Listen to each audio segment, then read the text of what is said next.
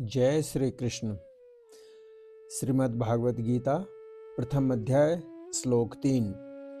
पश्येतां पाण्डुपुत्राणाम् आचार्य महती च मुमः व्यूढां द्रुपदपुत्रेण तब शिष्येन धीमताः। गुरु द्रोण के लिए आचार्य संबोधन देने में दुर्योधन का यह भाव है कि आप हम सबके कौरवों और पांडवों के आचार्य हैं।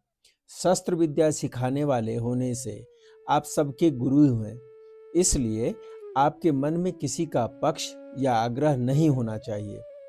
दुर्योधन का भाव यह है कि आप इतने सरल हैं कि अपने मारने के लिए पैदा होने वाले धृष्टद्युम्न को भी आपने अस्त्र शस्त्र की विद्या सिखाई है, और वह आपका शिष्य धृष्टद्युम्न इतना बुद्धिमान है कि उसने आपको मारने के लिए आपसे ही अस्त्र शस्त्र की विद्या सीखी है।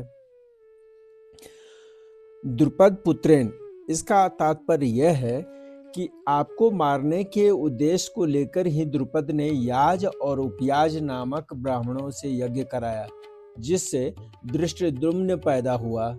वही यह द्रुपद पुत्र धृष्टद्युम्न आपके प्रतिपक्ष में सेनापति के रूप में खड़ा है।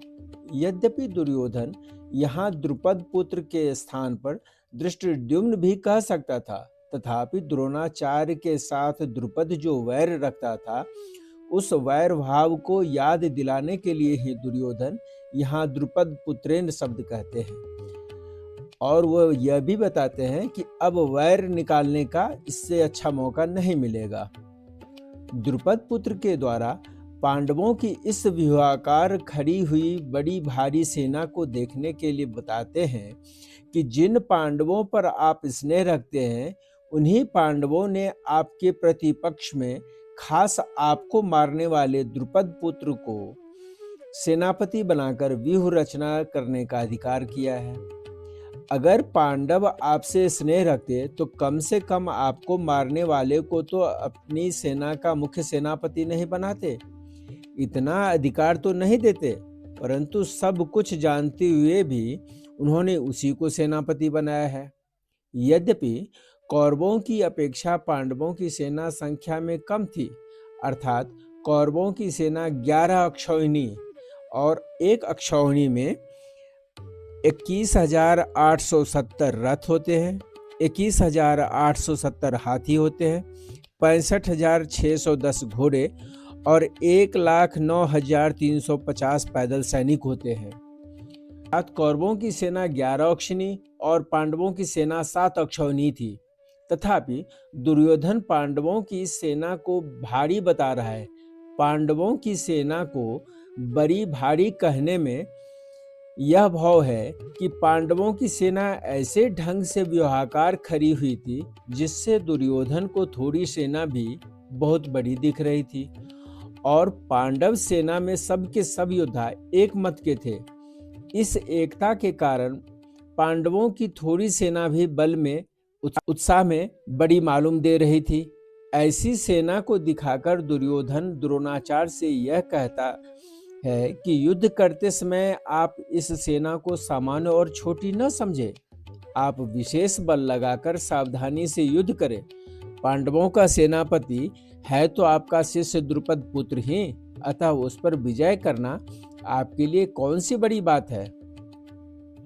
यह पांडव सेना युद्ध के लिए तैयार होकर सामने खड़ी है, अतः हम लोग इस सेना पर किस तरह से विजय कर सकते हैं, इस विषय में आपको जल्दी से जल्दी निर्णय लेना चाहिए।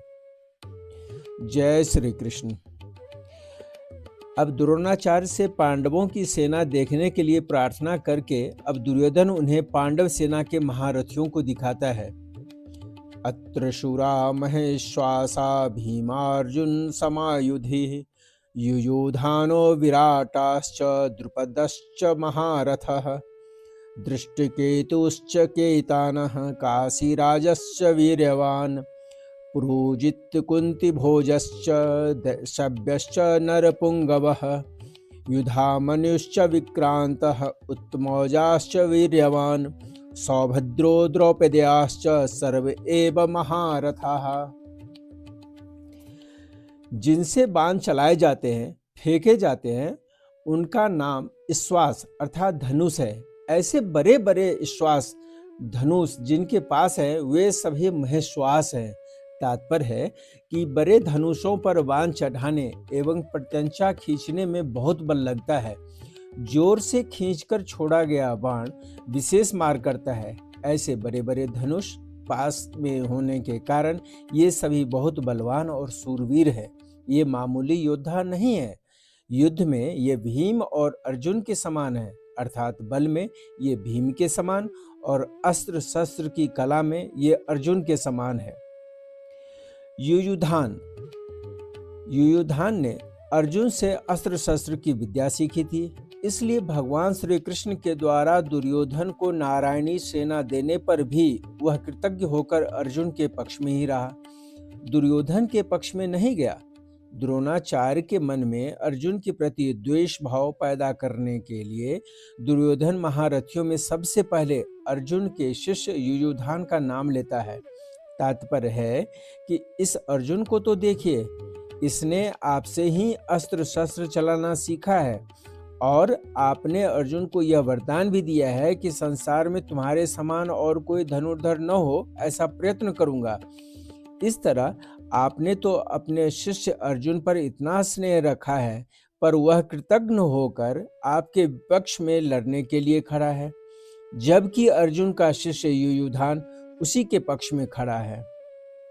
विराट, जिसके कारण हमारे पक्ष का वीर सुशर्मा अपमानित किया गया, आपको सम्मोहन अस्त्र से मोहित होना पड़ा और हम लोगों को भी जिसकी गायें छोड़कर युद्ध से भागना पड़ा, वह राजा विराट आपके प्रतिपक्ष में खड़ा है।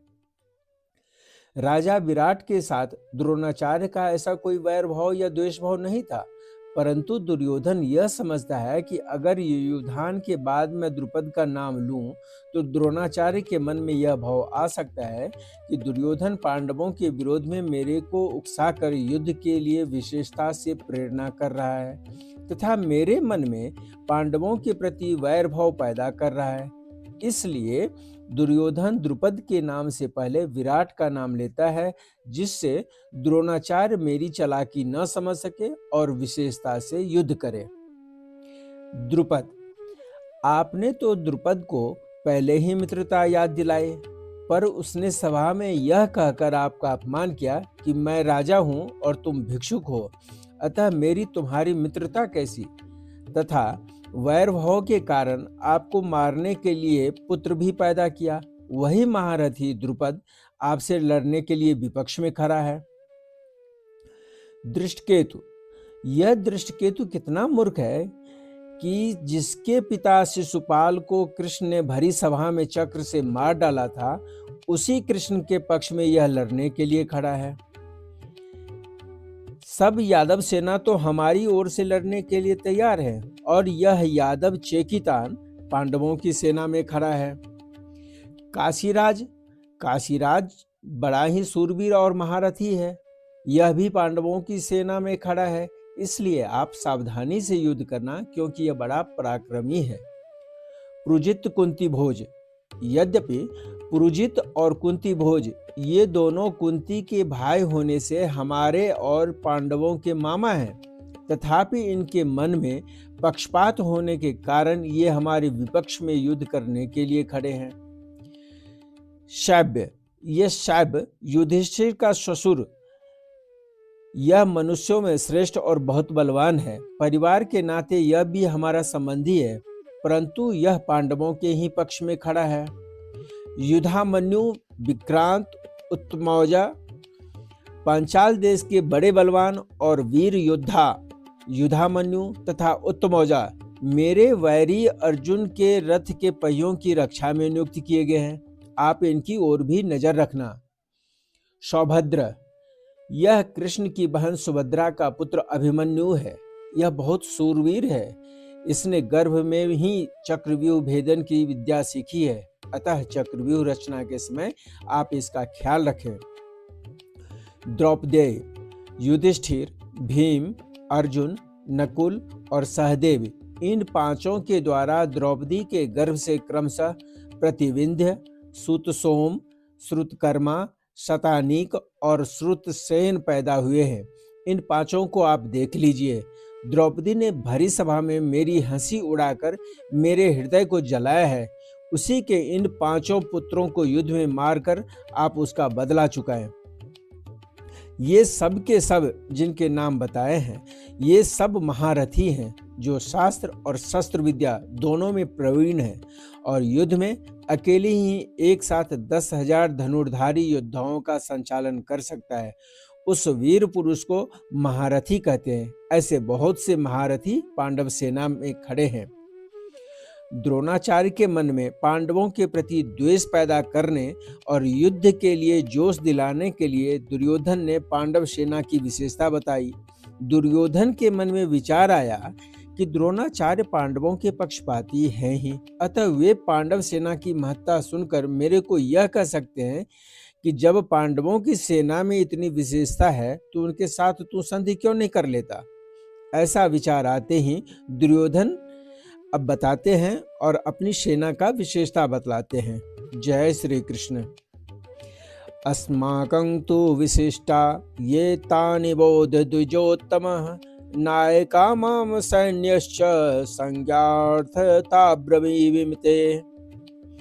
दुर्योधन द्रोणाचार्य से कहता है कि हे द्विजश्रेष्ठ, जैसे पांडवों की सेना में श्रेष्ठ महारथी हैं, ऐसे ही हमारी सेना में भी उनसे कम विशेषता वाले महारथी नहीं हैं। प्रत्युत उनकी सेना के महारथियों की अपेक्षा ज्यादा ही विशेषता रखने वाले हैं। उनको भी आप समझ लीजिए। पांडवों की सेना तो सामने खड़ी है, इसलिए उसको देखने के लिए दुर्योधन कहता है कि देखिए, ये विशाल सेना अपनी सेना की तरफ द्रोणाचार्य की पीठ है, इसलिए उसको देखने की बात न कहकर उस पर ध्यान देने के लिए दुर्योधन कहता है, मेरी सेना में जो विशिष्ट विशिष्ट सेनापति हैं, सेना नायक हैं, महारथी हैं, मैं उनके नाम केवल आपको याद दिलाने के लिए, आपकी दृष्टि उधर खींचने के लिए ही कह रहा हूं। हमारे बहुत से सेना नायक हैं, उनके नाम मैं कहां तक कहूं, इसलिए मैं उनका केवल संकेत मात्र करता हूं, क्योंकि आप तो सबको जानते ही हैं। फिर भी दुर्योधन का ऐसा भाव प्रतीत होता है कि हमारा पक्ष किसी भी तरह कमजोर नहीं है, परंतु राजनीति के अनुसार शत्रु पक्ष चाहे कितना भी कमजोर हो और अपना पक्ष चाहे कितना ही सबल हो, ऐसी अवस्था में भी शत्रु पक्ष को कमजोर नहीं समझना चाहिए और अपने में उपेक्षा, उदासीनता आदि की भावना किंचित मात्र भी नहीं आने देनी चाहिए। इसलिए सावधानी के लिए मैंने इनकी सेना की बात कही और अब अपनी सेना की बात कहता हूँ। दूसरा भाव यह है कि पांडवों की सेना को देखकर दुर्योधन पर बड़ा प्रभाव पड़ा और उसके मन में कुछ भय भी हुआ, कारण कि संख्या में कम होते हुए भी पांडव सेना के पक्ष में बहुत से धर्मात्मा पुरुष थे और स्वयं भगवान थे। जिस पक्ष में धर्म और भगवान रहते हैं, उसका सब पर बड़ा प्रभाव पड़ता है। पापी से पापी, दुष्ट से दुष्ट व्यक्ति पर भी उसका प्रभाव पड़ता है। इतना ही नहीं, पशु पक्षी, वृक्षलता आदि पर भी उसका प्रभाव पड़ता है। कारण है कि धर्म और भगवान नित्य हैं। कितनी ही ऊंची से ऊंची भौतिक शक्तियां क्यों न हो, हैं वे सभी अनित्य ही। इसलिए दुर्योधन पर पांडव सेना का बड़ा असर पड़ा, परंतु उसके भीतर भौतिक बल का विश्वास मुख्य होने से वह द्रोणाचार्य को विश्वास दिलाने के लिए कहता है कि हमारे पक्ष में जितनी विशेषता है उतनी पांडवों की सेना में नहीं है, अतः हम उन पर सहज ही विजय कर सकते हैं। बहुत बहुत धन्यवाद। जय श्री कृष्ण। मिलते हैं अगले 8वें श्लोक के साथ।